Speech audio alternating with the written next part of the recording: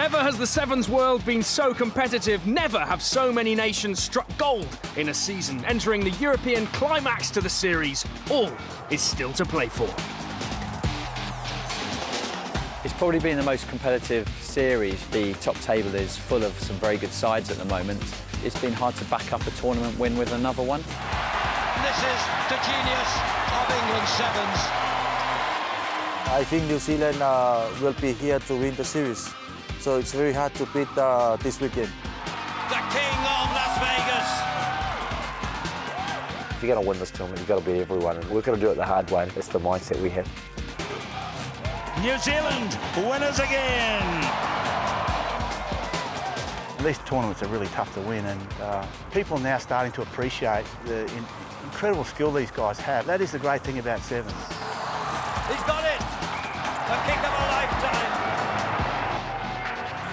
We really need to win these tournaments. We need to win this one here. We need to win the one in London. If we can do that, it shouldn't, stop us from achieving our goal. Your eyes have seen the glory of a great Sevens game. Winning any World Series is fantastic. You know, we set our goals at the start of the year, and this year it was about winning the World Series. And yeah, we might have only won 2 tournaments, but consistently we've been there or thereabouts right throughout the entire World Series. But in saying that, we're still there and we're in front, and which is a real positive.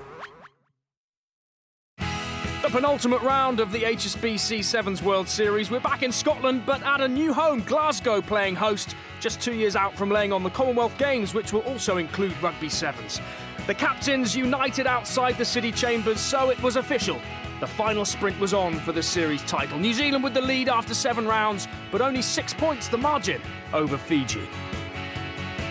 The sun shining in Glasgow and Scotstoun Stadium, home next year to the Glasgow Warriors, welcoming a packed-out crowd there to watch all the teams, but most of all, the home favourites.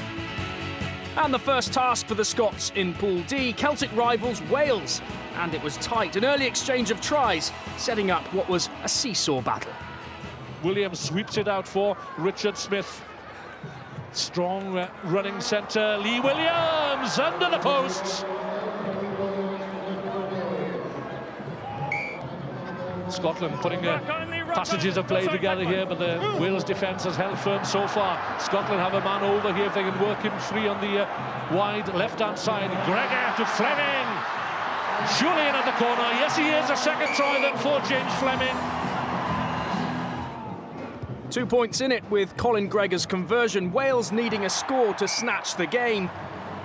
And some quick thinking by Lee Williams let Rhys Shellard crash over to do just that. The Scots needing a result against South Africa, but there was to be more heartache. Once more they failed to see a match out. Big Frankie Horn scoring late on to steal the win. In 26 attempts on the World Series, Wales had never defeated South Africa. Could they now make history in the pool decider?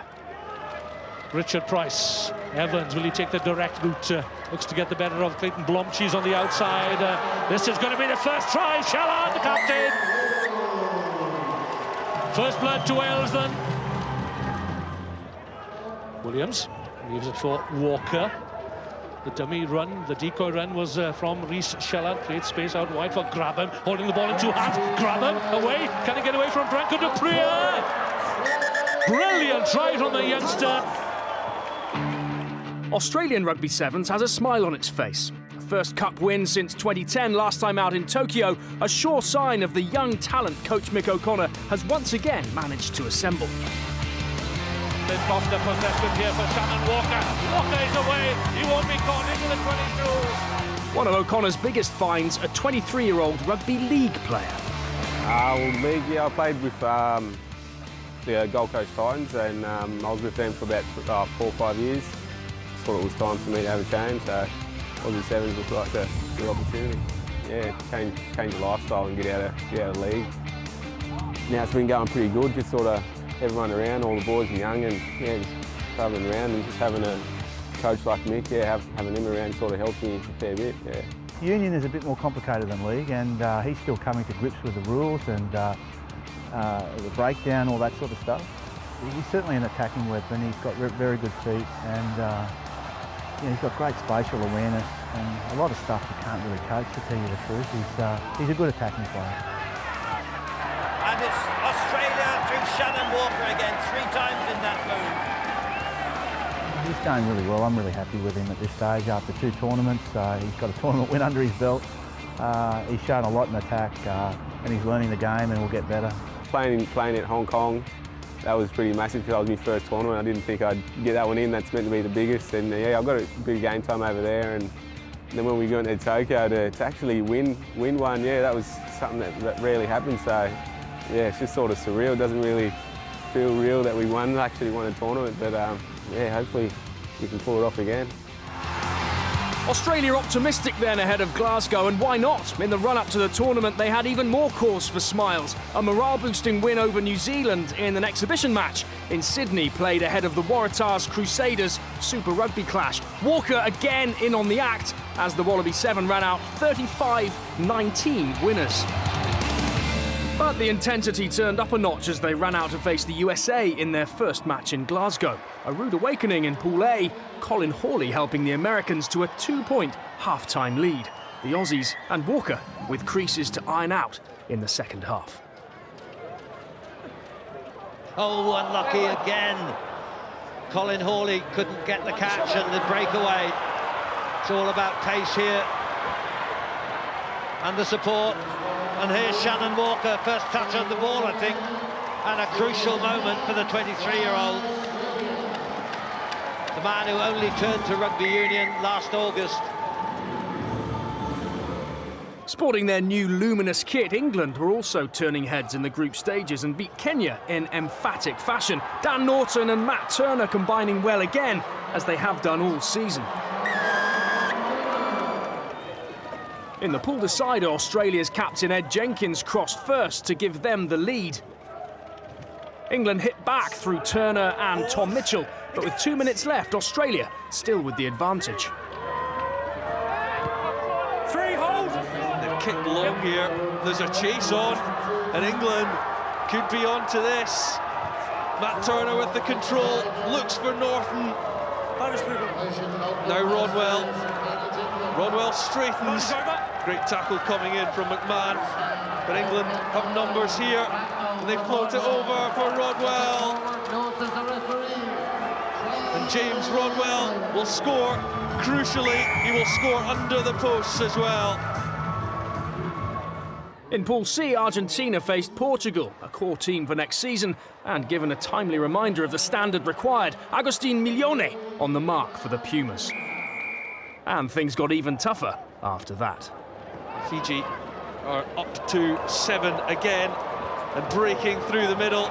This could be another score for the Fijians. It's an individual effort by Isikele Varuna. Series challengers Fiji in scorching form, and in the pool decider, straight from the kickoff against Argentina, they sent out a startling message of intent. Stefano Sakau, a big forward, but with the pace of any three-quarter.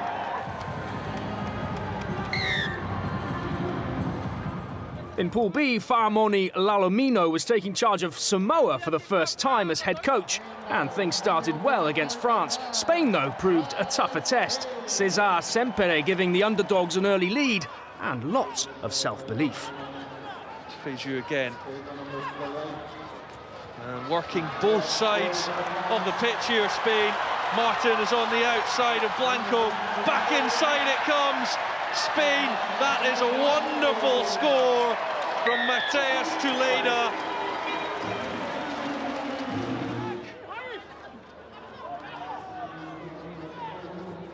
Faustliebe, that's a great pick-up as well, and then breaking through is PC.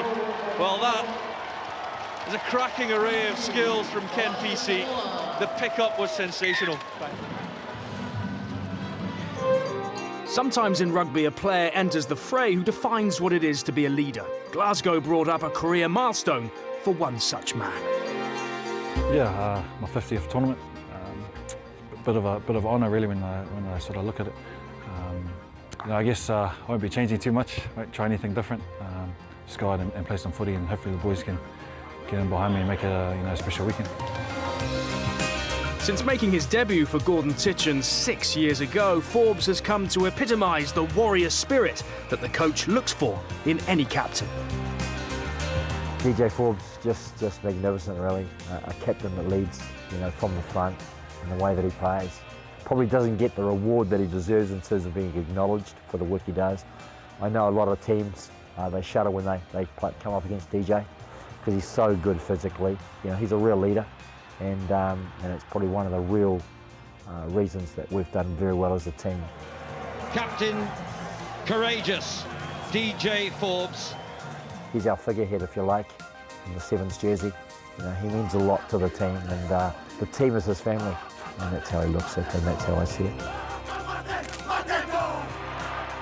And don't tell me you picked it. 3 for the captain. Oh, I mean, you could look at the glamour side of it, you know, travelling the world. You know, I always sort of said to my family and friends that, you know, by 30 I'll hope to travel the world. And pretty close to doing that. But, you know, just a bunch of boys that I met. This is my family away from my family, and I guess, you know, the bunch of guys that I've met here, I'll hopefully be friends for a lifetime. I guess every tournament that Titch lets me play, I'm definitely blessed to be a part of it. So always make the most of it, never take it for granted, and hopefully, you know, who knows, might have 50 more in me. And Forbes' first opponents in Pool B, the Matadors of Spain. And what better way to celebrate a half-century of appearances. Here they come through DJ Forbes. The strength of DJ Forbes is celebrating this 50th tournament with his first try of the day. Next up, France, and the Kiwis posting 61 unanswered points, including DJ's 95th career try. And there was even time for another Kiwi milestone to be reached. This is Rai Kambula, guy who was found by Gordon Titchin playing in a junior game in a park in Wellington. And this is the moment that Tomasi Thama gets that record of the most tries ever scored in sevens by a New Zealand player. And in the pool decider, it was one of the Kiwi youngsters who forced the early pace, Waisake Naholo, with a brace of tries in another compelling matchup between New Zealand and Samoa. Otagabaya, oh, he takes it through and carves through and scores. Samoa take the lead.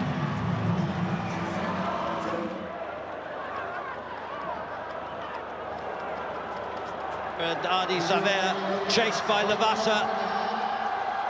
Switches inside, does well. Good tackle by Lavassa in the end. See the intensity here.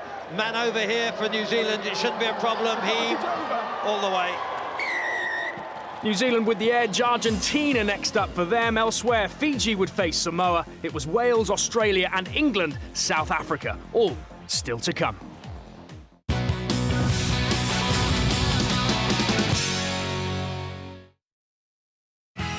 Welcome back to IRB Sevens World at Scotstoun Stadium for the final stages of the Emirates Airline Glasgow Sevens.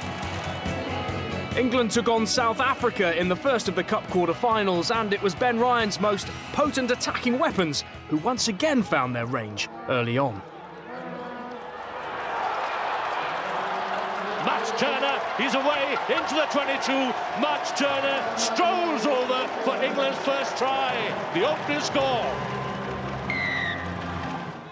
Good work there again by Chris Cracknell, England Sevens contracted player. Lovely pass from Turner. Now then to Norton, the kick and the chase. He backs himself for pace, and rightly so. Norton barrels over for what appears to be a certain try.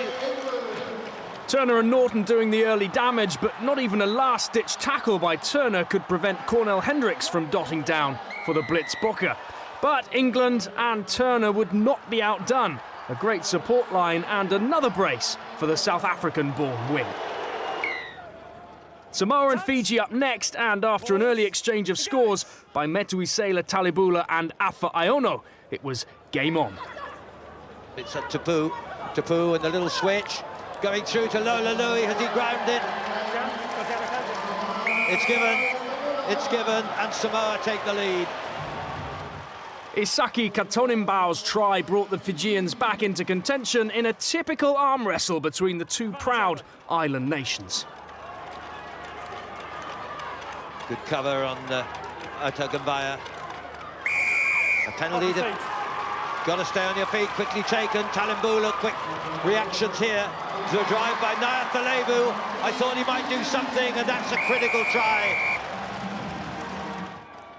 The game all but won, and up-stepped Metuisela Talibula with 2 deadly drop goal penalties to seal victory. Fiji marching on. Next up, Wales and Australia, 2 evenly matched teams, and Damon Anderson's try the sole score in a tight first half.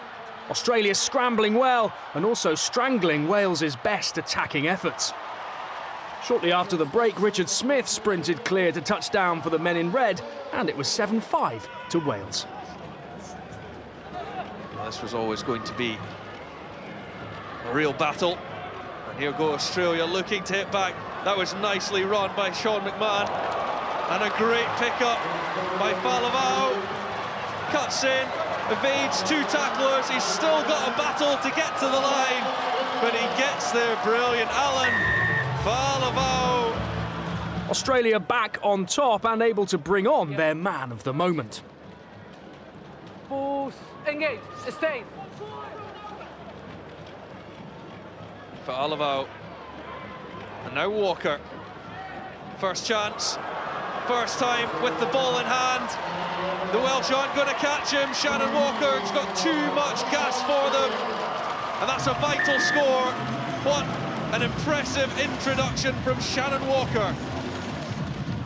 New Zealand had impressed during the pool stages and came out clean-shaven for the business end of the tournament. An ominous sign for Argentina, although they did score first. The Kiwis quick to hit back though, and the game over as a contest by the time Captain Forbes went over for their 3rd try. New Zealand on song and gaining in confidence.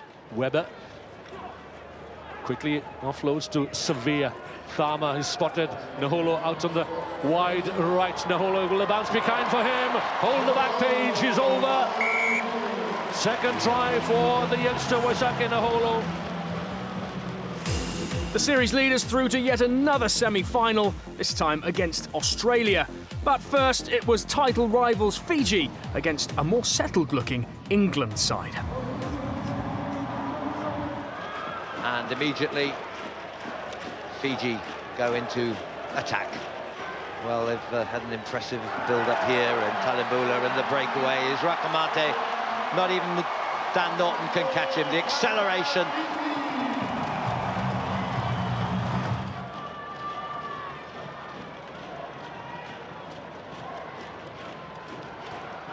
This is a man who's been England tremendous performance this season.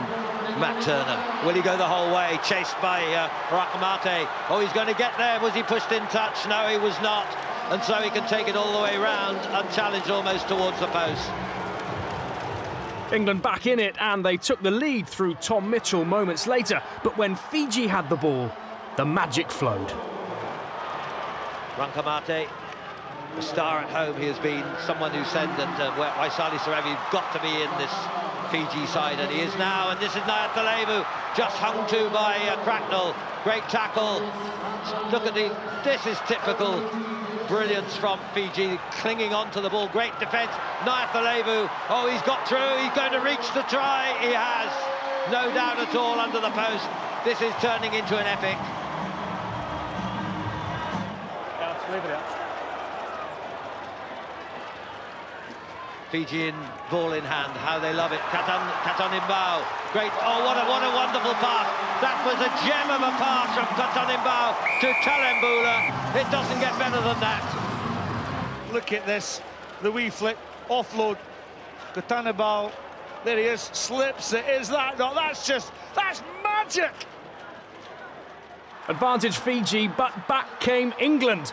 New captain Rob Vickerman following up Tom Mitchell's break. 21 all, and tantalisingly the game would go into sudden death extra time. But away now, and perhaps an overman here. Mitchell not the quickest. The challenge of Lutumailangi got away into the hands of Powell. Powell with Matt Turner. Here's the winning score. England are in the final. Matt Turner, beautifully executed by England.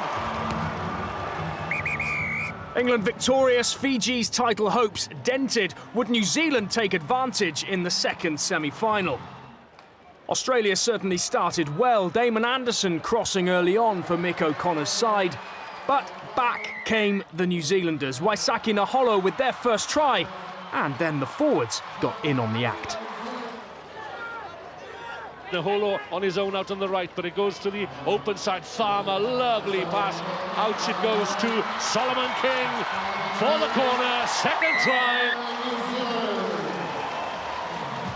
The Kiwis a score ahead at half-time, and they went further in front after the break. Veteran Lotte Raikambula crossing in the corner.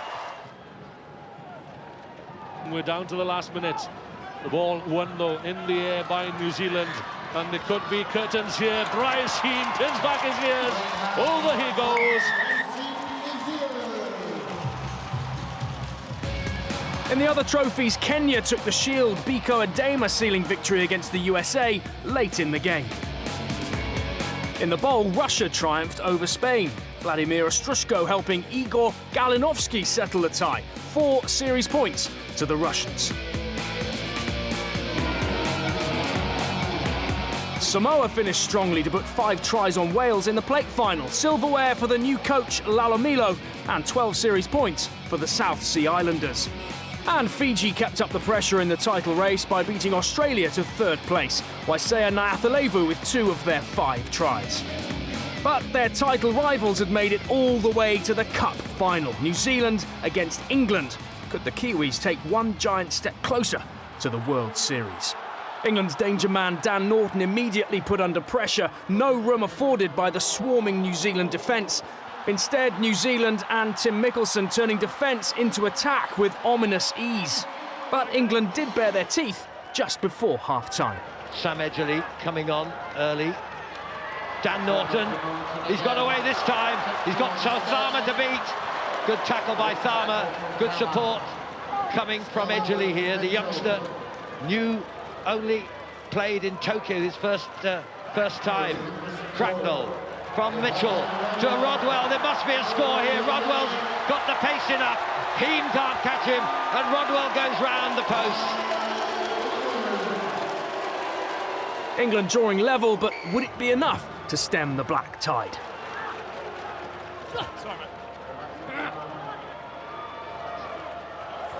Arnie Savea.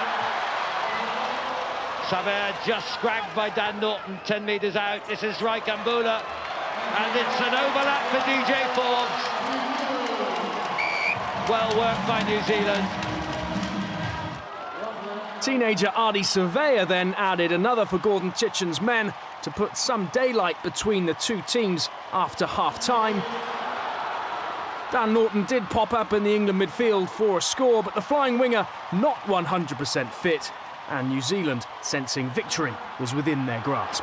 Inside the 22, the switch by Raikambula, across now to Naholo. Naholo's been a danger man against everyone this tournament, with 8 tries he's scored here in Glasgow alone. A penalty again, Mickelson, must be a try.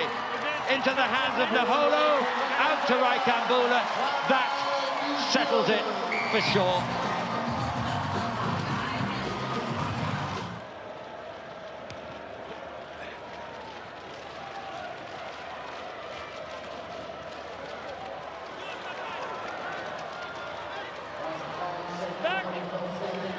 England bring on the new boy, Dan Bibby.